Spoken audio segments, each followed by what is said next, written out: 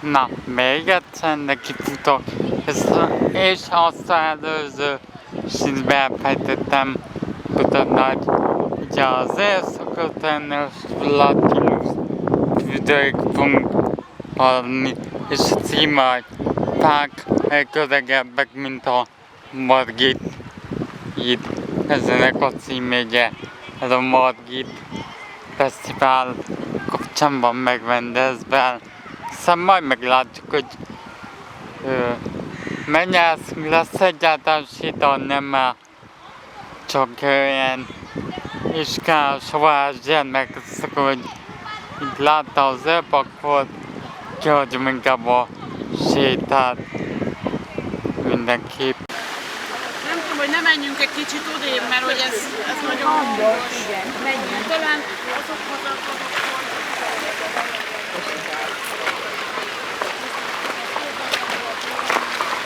Ugyanolyan, mint egy opera énekes is lehet, hogy már hoppály, egy színes, nem szeretnél,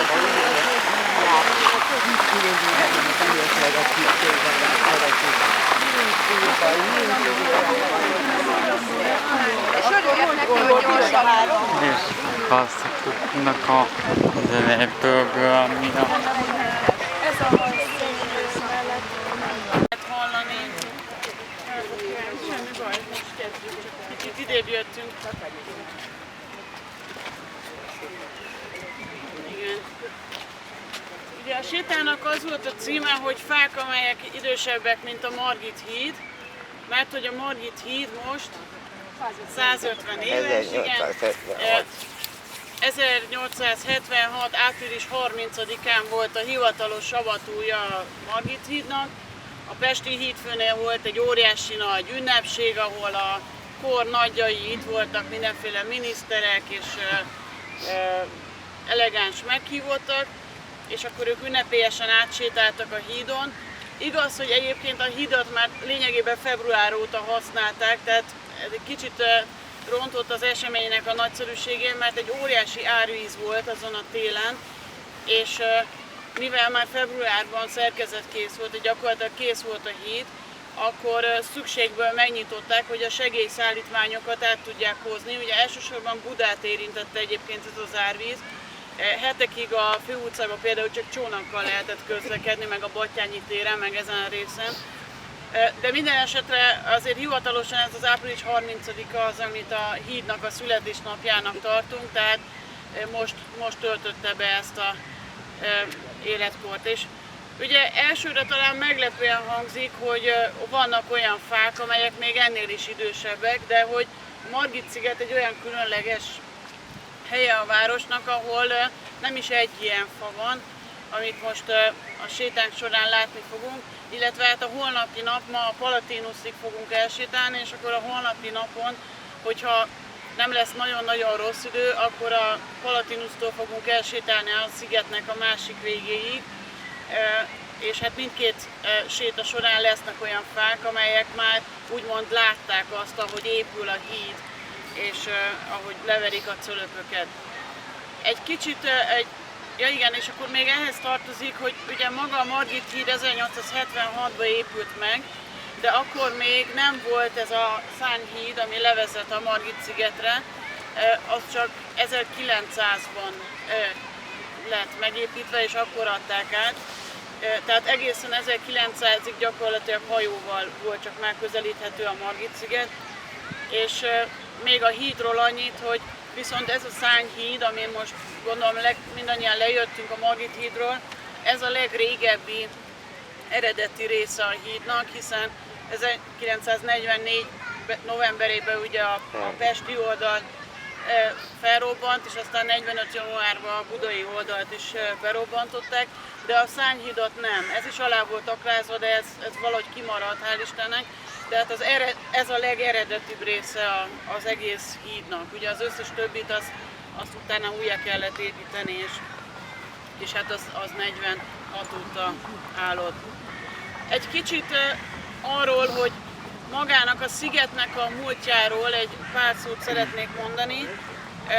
Ugye ez, lévén, hogy ez egy ilyen második kerületi program, ezt ugye le kell szögezni, hogy ez már nem a második kerületnek a része, bár ha nagyon szigorúan megnézzük a térképet, a második kerület közigazgatási határait, akkor egészen a szigeti bejáróig benyúlik a északi oldala a hídnak, tehát hogy ott elvileg az még az a kicsi járdaszakasz az a területhez tartozik, de ugye a sziget az önálló közigazgatási egység, az sokáig a 13. kerülethez tartozott, most pedig egy külön közigazgatási egység, lényegében olyan, mint egy kerület, egy önálló kerület, de ugye nincsen már lakossága, még egy 10 évvel ezelőttig volt 3 fő, aki itt lakott, de most már nincs olyan, akinek itt van a lakcímkártyája. Milyen szerepe volt a város és a szigetnek így az évszázadok során, milyen viszonyban voltak egymással? Ugye nagyon azért volt fontos ez a sziget, mert ennek az északi és a déli oldalán voltak a legfontosabb átkelőhelyek.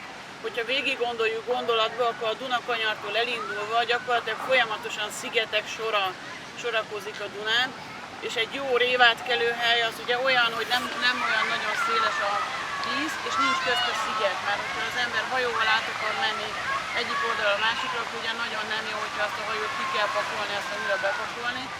És hát az első ilyen hely, hogyha északon mondjuk a Dunakanyartól nézzük, az első ilyen igazán alkalmas hely ugye a szigetnek az északi csúcsánál volt, ahol aztán Aquincum is kiépült, és vannak rá források, hogy a rómaiak ott egyébként egy hidat is építettek, tehát az volt az első ilyen fontos átkelőhely, és aztán a középkorban, tehát az Árpád-kortól kezdve, aztán a középkorban a még fontosabb átkelő az pedig itt volt, ahol kb. A Margit híd van, tehát ez volt a révátkelőhely, a úgynevezett jenői rév, hiszen a pesti oldalon volt Jenő község, ugye egy honfoglaló törzsnek a neve, tehát ez nagyon fontos volt.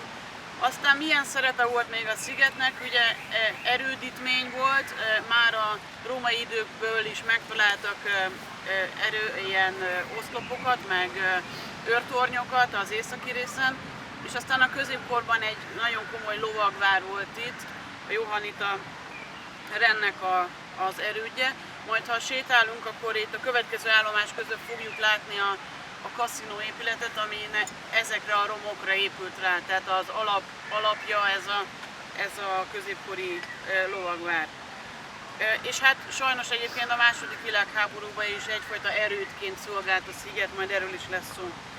Aztán van egy érdekesség, hogy ugye a sziget az mindig egyfajta ilyen elkülönült hely volt, és hát bizonyára tudják, hogy hívták korábban a Margit szigetet, milyen mondatot. Igen, na most az az igazság, hogy az újabb kutatások szerint elképzelhető, hogy ez egy félreolvasáson alapul, mert hogy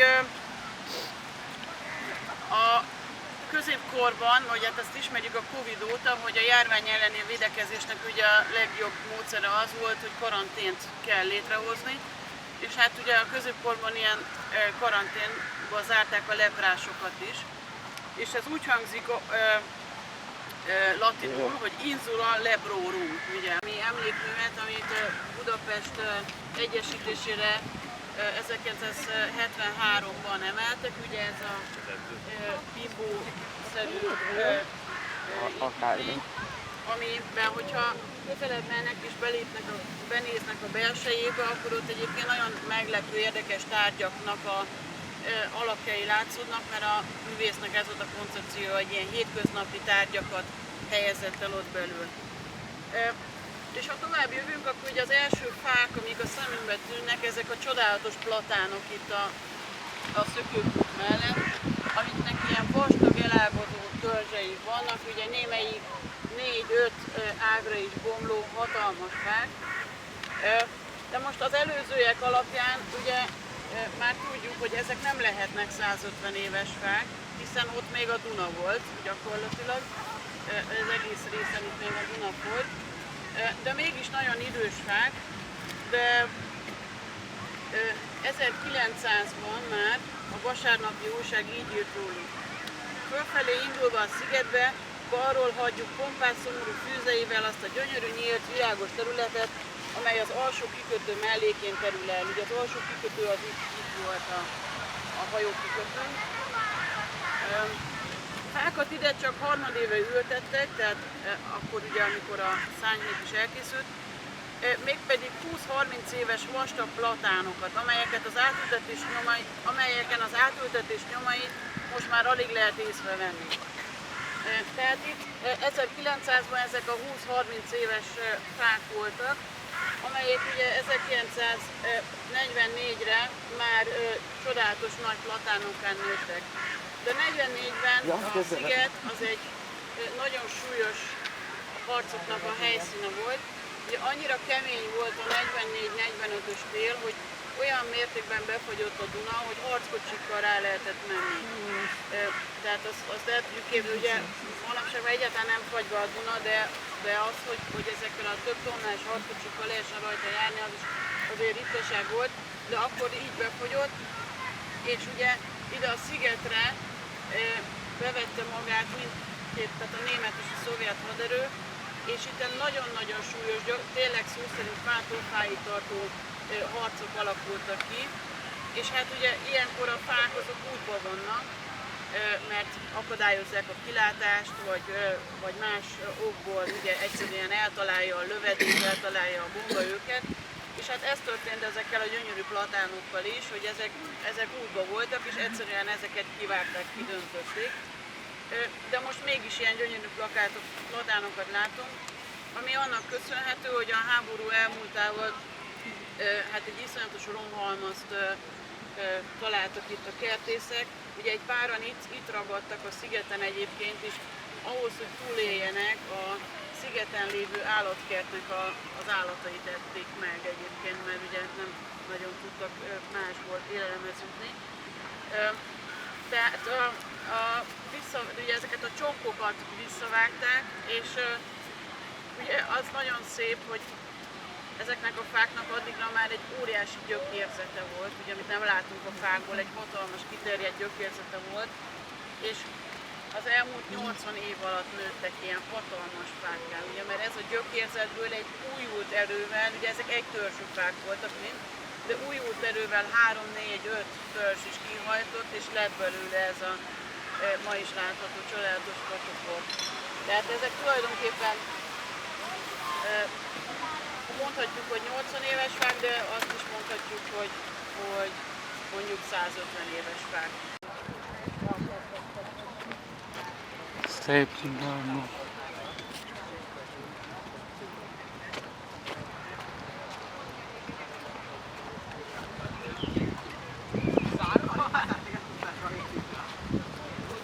Lapozni. Ez nála. Ez lependál. Kötesme. Szentsége.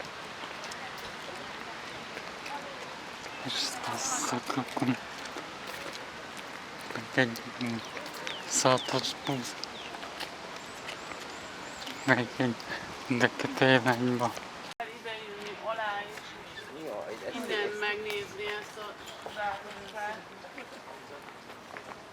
Ugye most értünk be körülbelül az eredeti szigetre, tehát itt most már nem a feltöltött részen vagyunk, hanem az, ami már régen is a szigetnek az alsó csücske volt. És ugye eljöttünk itt egy épület mellett, amit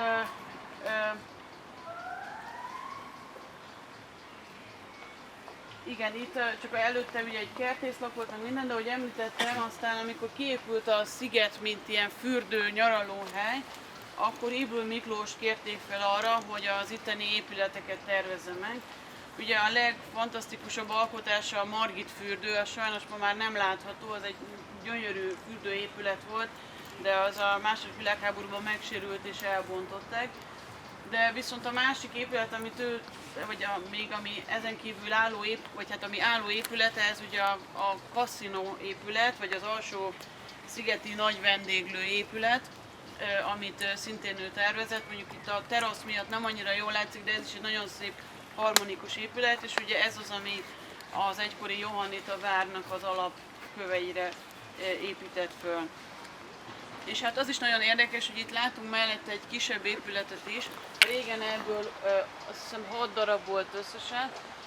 Ezek úgynevezett nyaralóházak voltak itt az alsó szigeti nagy vendéglő mellett, amelyeket ki lehetett bérelni ilyen tartós időszakra, tehát akár több hónapra is.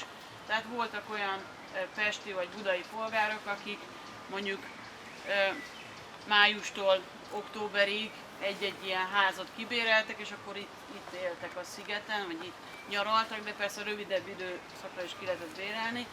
Ugye itt mellette volt a vendéglőben étel-ital, és rendszeres tánczene is, egyébként itt nagyon komoly mulatságok voltak. Tehát azzal is ugye az északi rész könnyen megközelíthető volt.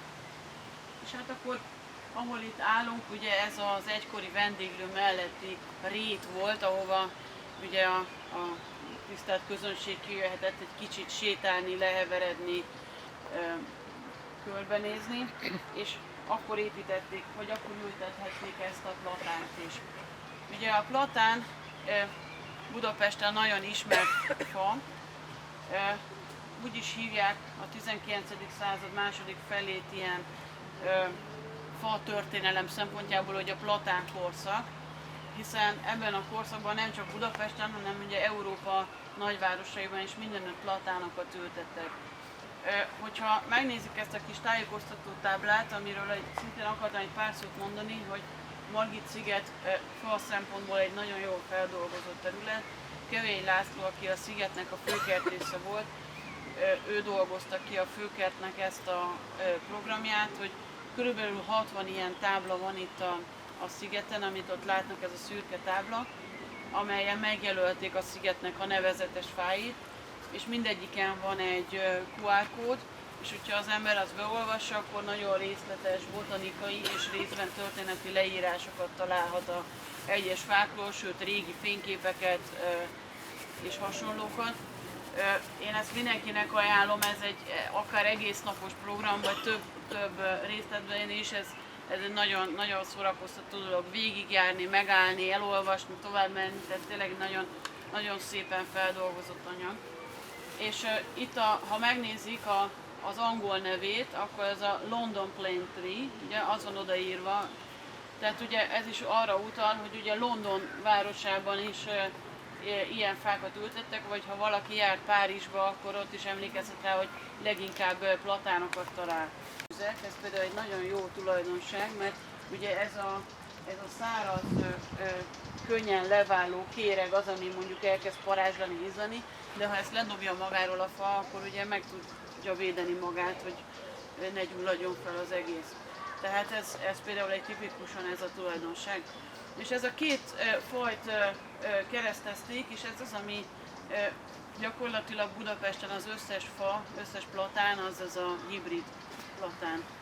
Most nem olyan rég jártam Albániában, és nagyon érdekes volt, hogy ott viszont vannak olyan fák, amik ez az eredetű mediterrán, és egy picit más is a megjelenése, mint ezeknek a hibrideknek.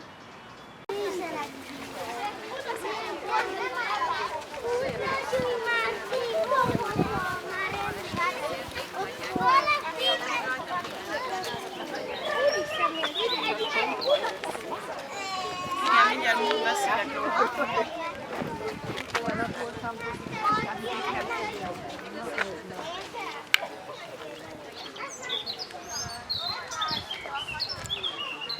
József nádor tulajdonába került a Margit-sziget, akkor ő nádorként került ide a 1700-as évek utolsó éveiben Pestre és Budára, és neki nagyon sok köszönhetett a város, ugye rengeteg fejlesztést, rengeteg segítséget adott a városnak, és a Habsburg családban az volt a szokás, hogy mindenkinek legyen azon túl, hogy uralkodó, ugye, vagy hát a Habsburg család tagja, mindenkinek legyen egy szakmája is, amit kitanul. És József nádor ő végzett kertész volt, tehát hogy ő nem csak hobbi szinten értette ezt, hanem ő kifejezetten szakember volt a botanikában. És hát nagyon nagy szenvedéllyel látott hozzá a Margit-szigetnek a parkosításához. A legjobb kertészt hozta ide, a Törzs Kármánt, aki egyébként a bécsi palota kerteknek a kertésze volt. tehát hogy tényleg a legjobb szakemberre bízta ezt, és már az 1810-es évektől megindult ennek a déli résznek a parkosítása, fejlesztése is. Maga a nádori nyaraló, majd ott el fogunk menni mellette, vagy a régi kolostor romjainál épült ki, tehát nyilván annak a környezete volt leginkább parkosítva, de ez a déli része is már szépen ugye fákat ültettek ide.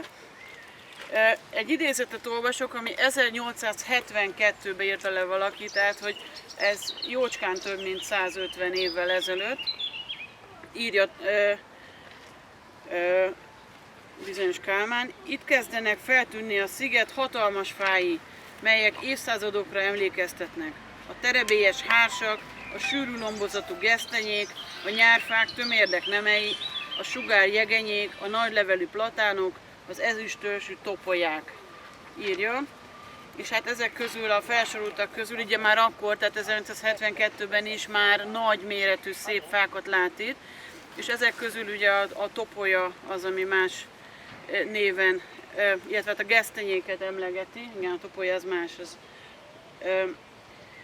Tehát már akkor is voltak itt gesztenyefák, és minden bizonnyal már ezt a fát is látta ő akkor, ugyanis ennek most már csak csomóknak a korát kb. 190 évesre becsülik. Tehát ez az első parkosításnak az egyik nyoma. Ugye, ahogy mondtam, a nagyon kedvelt városi fa volt a platán, de ahogy ezt látjuk ma is, a városnak azokon a részein, amit olyan nedvesebb, csapadékosabb, hűvösebb klímájúnak gondoltak, oda nem platánokat ültettek, hanem inkább vadgesztenyéket.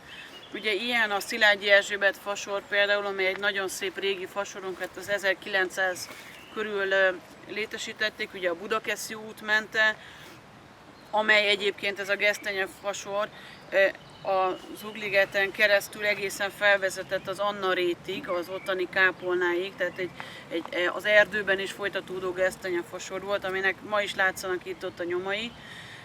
És hát ilyen gesztenyék kísérték egyébként a Pasaréti útat is, csak azokat aztán 30-as években kivágták, amikor szélesítették az utat. Tehát Budán ez egyébként jellemző volt a vadgesztenye. Legcsodálatosabb, leglátványosabb számhoz, és hát ez tényleg olyan, hogy sok helyen már egészen simára van, itt ugye koptatva, mert annyira sokan másznak rá és használják, ugye hát nehéz is megállni, hogy az ember nem ásszon fel rá, szóval nagyon szép. És ez egy nagyon különleges faj, és egy nagyon öreg fa, tehát hogy ez egészen biztos, hogy idősebb, mint a malvika. Milyen faj? Több neve is van, ez az oszázs narancs, vagy narancs-eperfa, vagy vadnarancs. Talán már láttak, ilyen teniszlabdára emlékeztető termése van, amely olyan rücskös. Ugye ezért hívják narancs-eperfának, mert egyébként botanikailag az eperfával rokon, csak ugye a kis termések azok összenőttek, tehát nem külön eper termések vannak, hanem egy ilyen gömbbe tömörödnek, és ugye ami nagyjából a narancs méretű, hogy annál egy kicsit nagyobb gömböt alkot. Maklúra egyébként a kertészek inkább így hívják. Ugye ez egy nagyon kivételes érték, ez szintén oszázs narancsnak is hívják, hiszen Észak-Amerikából származik ez a faj is. Az oszázs indiánokról kapta a nevét, akik egyébként nyílvessző készítésre használták a fáját. Nagyon kemény, jól faragható fája van, de tartós fája van. Igazából ezt a növényt, egyébként ezt a termést, ezt viszont nem annyira lehet jól használni. Bizonyos ilyen cserző anyagokat készítettek belőle, de tulajdonképpen az állatok sem nagyon szeretik megenni, tehát hogy érdekes, hogy ennek a felhasználása az szűkebb. És hogy hát hogy kerül ide a szigetre? Ugye József Nádor, mint szenvedélyes kertész, természetesen egyfajta ilyen gyűjteményes kertet is hozott létre. Ugye mindenki más gyűjt, tehát ő különböző fatípusokat gyűjtött, és nagyon széles kapcsolatrendszere volt, egész Európában különböző botanikus kertekkel volt ő kapcsolatban, illetve hát olyan utazókkal is, akik akkoriban ugye járták a nagyvilágot, és egy-egy különleges facsemetéért kisebb vagyonokat is adott. És hát egy ilyen különleges facsemete volt ez a országnarancs, vagy narancseperfa, amit itt a nádori nyaralók közelében elültetett, még valamikor ez 1820-as években. Hogy mi lesz ezzel, hogyha elpusztul, azt mondta, hogy ez még elkolhadni se fog, mert hogy annyira kemény a fája és annyira ellenálló, hogy ez még remélhetőleg nagyon sokáig itt lesz, de hát remélhetőleg, hogy élő faként lesz itt nagyon sokáig. Ugye Budapesten időről időre mindig nagy problémát okoznak a különböző új kártevők. Ugye a gesztenyefánál nem mondtam, de hát ugye a 80-as években megjelent az aknázómoly fertőzés, ami a vadgesztenye állomány tizedeli. Ugye most egy kőris vész van, ami miatt sajnos rengeteg kőrisfát ki kellett vágni, például ott a Nyéki erdőben is, de a normafánál is, meg sok helyen. Tehát ez egy olyan gombafertőzés, ami ellen nem tudnak mit csinálni, és alattomosan támadja meg a fákat, és mindig keresik ugye az újabb és újabb olyan fajtákat, amelyeknek nincs ilyen típusú kórokozója. Hát az oszázsnarancs az egy ilyen. Most nem látszik, talán följebb, hogy elég komoly tüskéi tudnak lenni, tehát ilyen sövénynek is szokták ültetni, és az az érdekes, hogy kivadult, tehát hogy ugye kertekből kivadult már a természetben is, és hogyha járnak a 56-os villamos vonalán, akkor ugye a Kelemen László utcánál van egy gyönyörű nagy nyárfa, azt talán szokták látni, viszont azzal szemben egy narancseperfa van a patakparton, tehát ott is szépen lehet látni, hogy most már kilombosodott, aztán ősszel vannak rajta termések, és ősszel egyébként gyönyörű sárga lombja van, tehát akkor mint ilyen díszfaként is lehet ültetni. És hát, mint mondtam, ez a szigetnek az egyik legidősebb fái közé tartozik, tehát mire a Margit híd megépült, addigra ő Férfi forma már van. bőven. Közvetlenül is kapcsolódik a Margit hídnak a történetéhez. Ahogy itt megálltunk, talán egy kicsit érezni is ezt a jellegzetes fenyő illatot, vagy ennek a lehullott tűleveleknek az illatát. Ugye ez egy fekete fenyő volt itt a Margit szigeten. Ugye itt vannak fekete fenyők, meg majd így arrafele is van egy kisebb, hát ilyen csoportozat gyakorlatilag, ami fekete fenyőkből áll.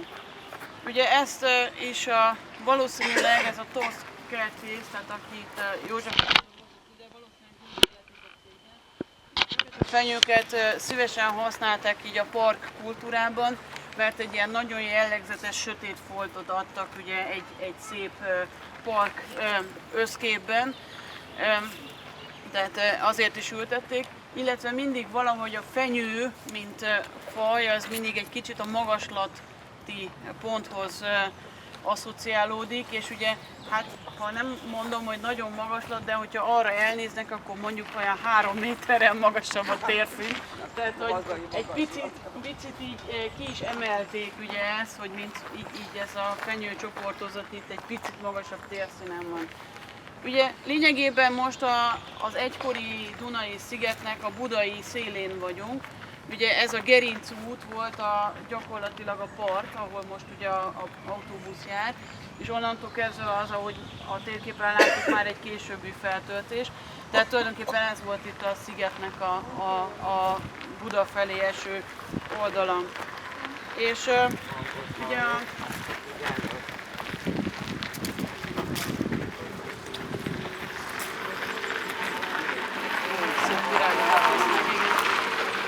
és hát azért valószínűleg nem az első parkosításkor, hanem inkább az 1870-es években ültették. Egyébként József nádornak az utódai is nagyon szépen gondoskodtak a parkról. Ugye József főherceg, aki azt hiszem az unokája volt, ő is ugye nagyon szívesen járt ide ki, és amikor ugye Arany János itt töltötte a szigeten a nyarakat, akkor gyakran össze is futott a főherceggel. De szóval valószínűleg az 1870-es években ültethették ezeket a fekete fenyőket. De ha rájuk nézünk, akkor úgy elfogható gyanú, hogy hát itt valami nem stimmel, mert azért ezek fiatalabb fáknak tűnnek. Igazából egy olyan példányt tudok mutatni, ami nagyjából a Margit híddal egyidős példány lehet, ez a fekete fenyő, és talán ott még odébb van talán még egy, ami ilyen idős. Ugye látszik is, hogy ennek sokkal vastagabb a törzse, meg egy tekintélyesebb, nagyobb fa, mint a többi fekete fenyő itt a környéken. Ennek pedig az az oka, hogy ahogy emlegettük, 1944-ben lebombázták, vagy hát felrobbantották a Margit hidat, és ugye 45-ben pedig a budai részét is. És hát, hogy amikor a ostrom után 1945-ben újraindult az élet, akkor nagyon hamar meg kellett teremteni valami fajta összeköttetést a két város között, és egy ideiglenes hidat ácsoltak, az úgynevezett Manci hídon. Ugye a Manci híd az a Lukács-fürdőnek a kertjéből, vagy parkjából indult a szigetre, és aztán a másik oldalt nagyjából a mai Szent István parknál volt a pesti híd fője. Ugye ebben az időben nagyon praktikus volt, hogy a sziget itt volt, mert kisebb szakaszokat kellett kiépíteni. És hát ugye ehhez, hogy egy ilyen ideiglenes hidat összeácsoljanak, ehhez faanyagra volt szükség, amely egyrészt a lebombázott házaknak a gerendáiból állt össze, de másrészt azokból addigra már nagyon szép, magas fekete fenyőkből, amelyek itt nőttek a szigeten. Ugye akkoriban ezek már olyan jó 70-80 éves szép nagy fekete fenyők voltak, és hát ugye látjuk, hogy ez jellegzetesen egy olyan faj, ami nagyon magasra nő és egyenes törzset ad, ugye ráadásul gyantás is, tehát a háború írtotta ki gyakorlatilag ezt a eredeti fekete fenyő állományt, és ebből verték le a cölöpöket a Dunába, és ebből ácsolták össze a Manci hídat, amit egyébként sajnos a jégzajlás hamarosan el is vitt, tehát hogy nem volt egy nagyon tartós építmény, és aztán építettek egy másik Manci hídat a helyére, és egészen 1946-ig, 47-ig, amíg át nem adták a felújított Margit hidat, addig ugye azon ment a forgalom.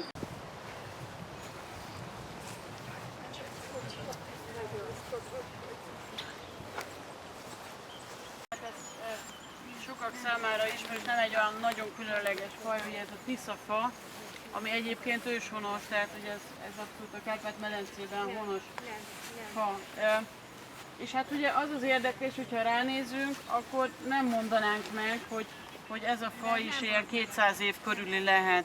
Ugye, mert egy idős fától azt várjuk, hogy azért egy ilyen hatalmas, jó nagy törzse legyen, de az az igazság, hogy ugye a fáknak nagyon különböző stratégiája van. Itt valakivel beszélgettünk, hogy ott a Kelemen László utcánál van az a nyírfa, ami például hát egy ilyen ekkora nagy törzsű fa, de mégis az egy 70-80 éves példány lehet. Tehát ugye tipikusan ezek a vízparti, puha fák azok, amik nagyon gyorsan növekednek, egy-egy év alatt 3-4 centit is vastagodhat a törzsük, viszont nem is olyan hosszú életűek. Tehát ugye ezek a puha fák, ezek nagyon, hát viszonylag hamar kidőlnek. És hát vannak olyan stratégiájú fák, amelyek nagyon lassan növekednek, nagyon kemény a fájuk, és ezért hosszú életűek. Tehát nem véletlen az, hogy a legidősebb fák versenyében mondjuk általában tölgyfákat találunk, vagy hársakat, vagy tiszafákat, mert a tiszafának is ez a stratégiája, hogy rendkívül lassan nő, rendkívül lassan vastagszik a törzse, de hát épp ezért aztán nagyon, nagyon szép, hosszú életet tud megélni. Európa legöregebbnek tartott fája is egyébként egy tiszafa, amely Fortingallban van, Skóciában. Itt azt tartják, hogy még maga egyébként onnan származó Pilátus is alatta játszadozott, tehát ez a helyi hagyomány.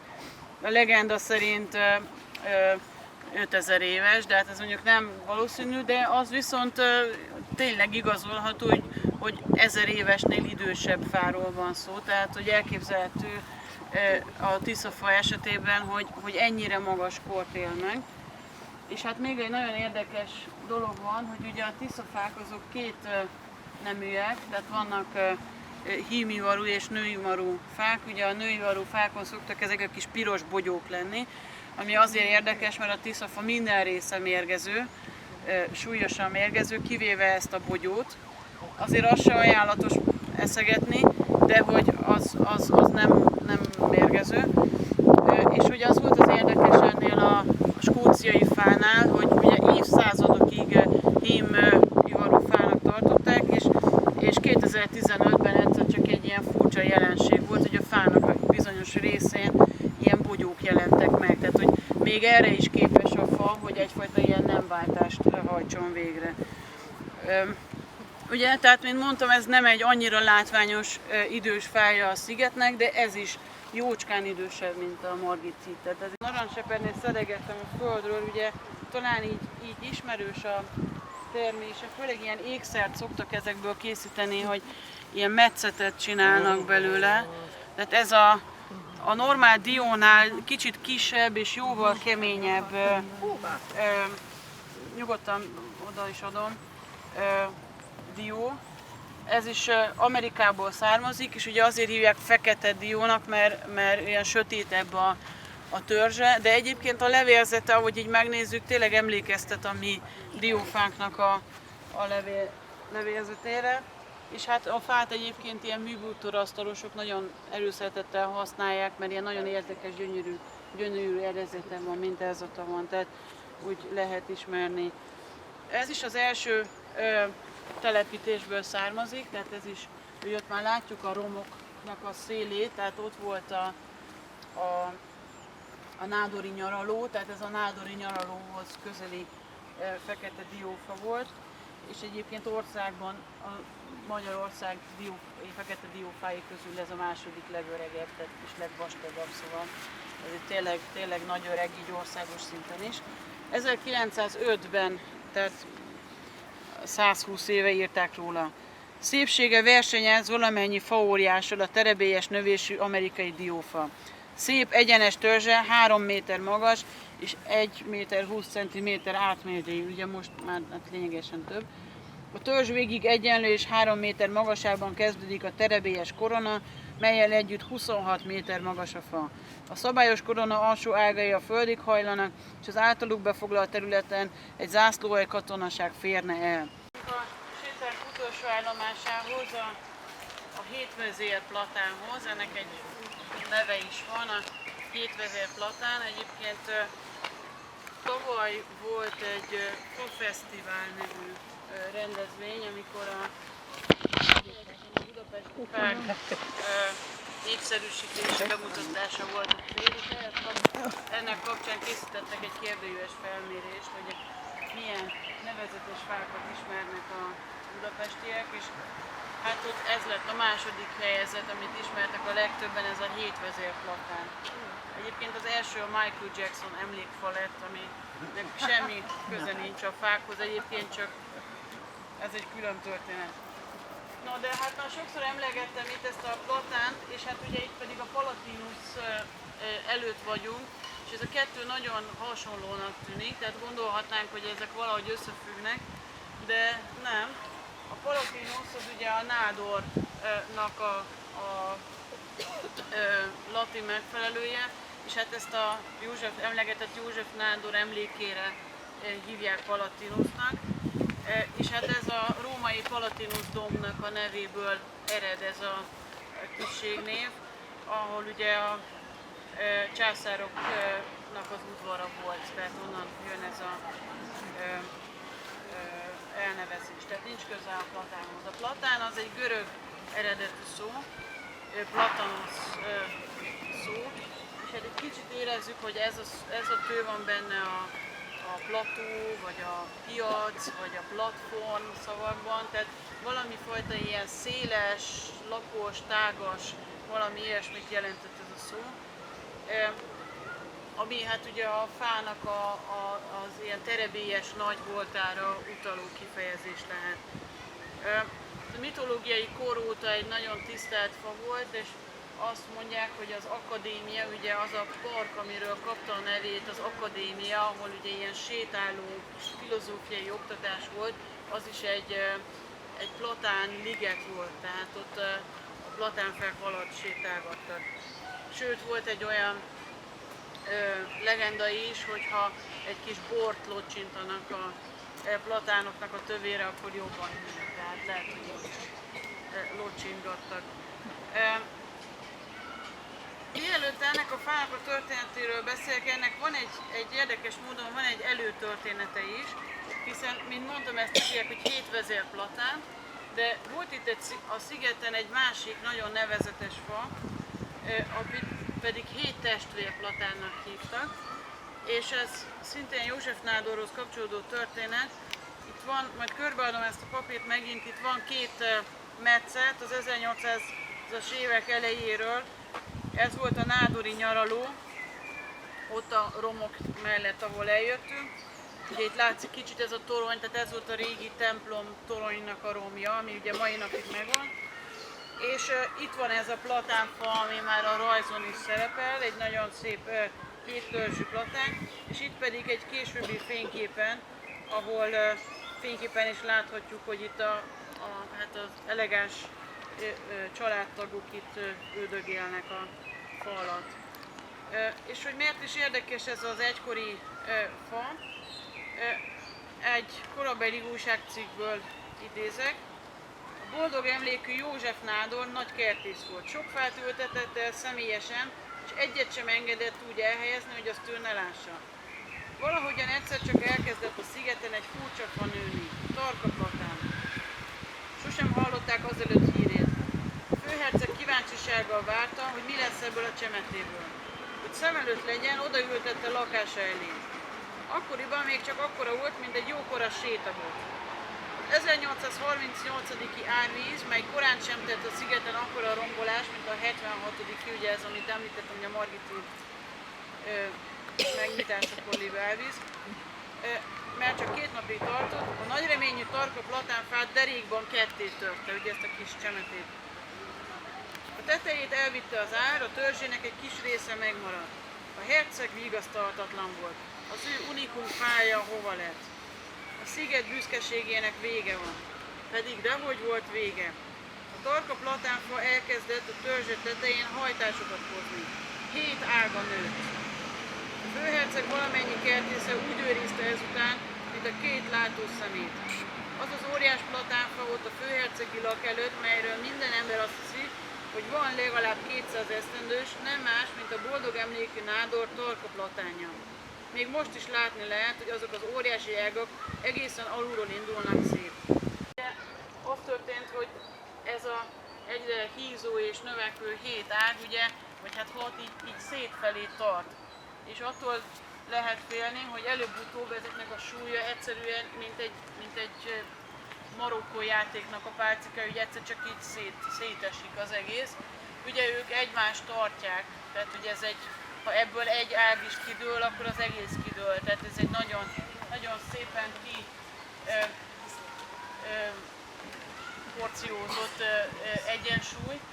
És azért, hogy ebből ne legyen gond, tehát nagyon precíz méréseket végeztek, hónapokig raktak föl ilyen szenzorokat, amivel mérték, hogy milyen különböző magasságban milyen mozgása van az egyes ágaknak, és aztán 2 körben tették föl ezeket a köteleket, amelyek pont ezt akadályozzák meg, ezt a fajta szétnyílást, és azt, hogy így egyben legyen ez a fa. Tehát nem tudjuk, hogy meddig lehet ezt az állapotot megőrizni, de minden esetre most ez így biztonságos, és ezt mindig rendszeresen ellenőrzik is, hogy ez a kötél rendszer ez így egybe tartsa ezt az egészet, és ezért ez a 2 vezérfa az egyik legféltettebb kincse itt a Margit-szigeti gyertyűszaknak.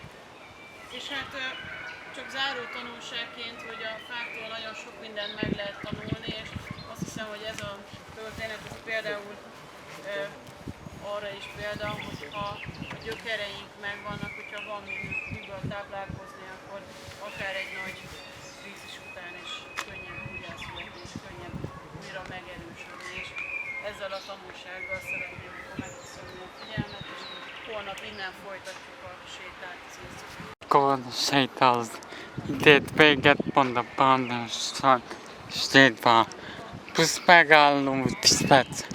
Ugye a hivatalos végzéssel. Köszönöm mindenki, aki ezt megnézte. Nektek tetszett, nektek tudjátok. Lehet lájkolni, kommentelni, feliratkozni is lehet. Ezt nagyon köszönjük ezzel feliratkozó. Éket áldását, és paperboardban ezt eljárásban. Szóval eltámolod nem kötelező segek sem, csak a gondol, és akkor találkozok egy következő videó. Lehetek jók, és sziasztok!